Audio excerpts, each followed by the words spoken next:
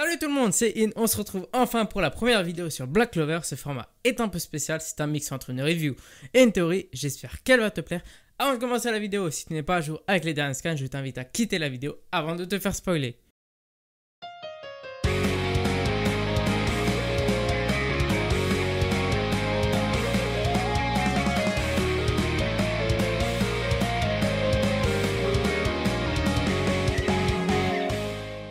Situé à l'ouest de Clover, Spade possède ni plus ni moins que la plus grande superficie des 4 royaumes. Le climat glacial, enneigé et brumeux en fait un décor où les conditions de vie sont rudes. Dans le passé, Spade a été le témoin de la chute de la famille royale Glimbélial au profit de la Triade Sombre. Aujourd'hui, Spade se fait appeler la nation démoniaque.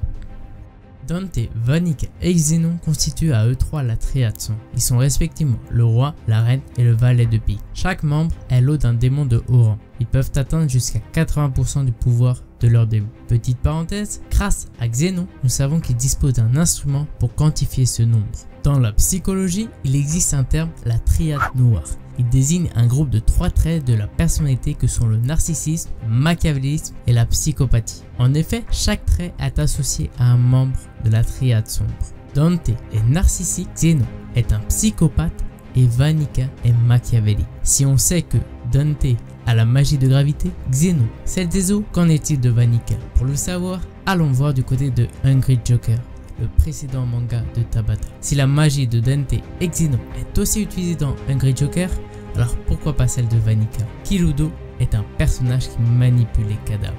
Ce pouvoir s'irait parfaitement à la personnalité machiavélique de Vanica. En effet, cette personnalité est caractérisée par la manipulation et l'exploitation des autres pour son propre intérêt sans se soucier d'aucune morale.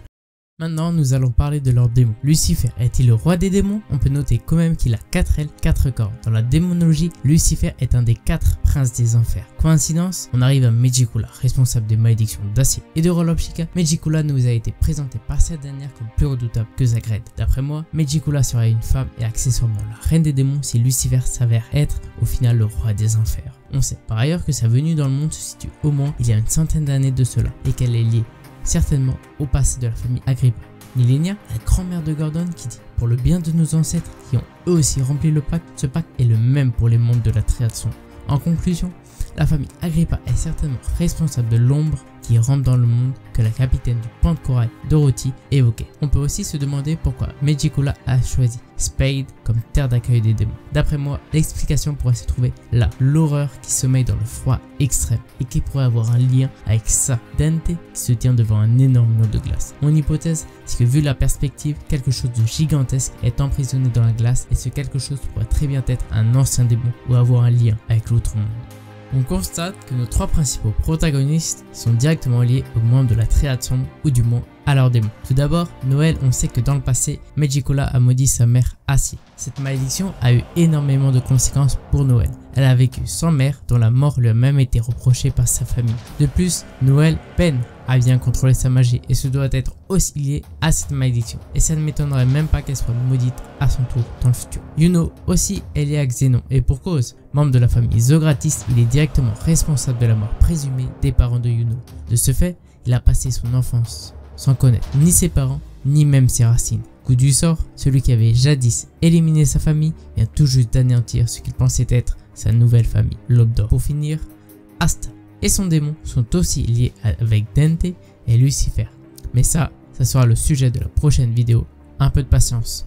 Désormais, nous allons essayer de déterminer l'objectif de la Triade Sombre. Nous savons qu'avant d'attaquer Clover et Earth, 6 mois se sont écoulés après l'attaque sur Diamond par Xénon. Pendant ce laps de temps, Spade en a profité pour se préparer et accumuler de la puissance, notamment en utilisant ses habitants comme carburant.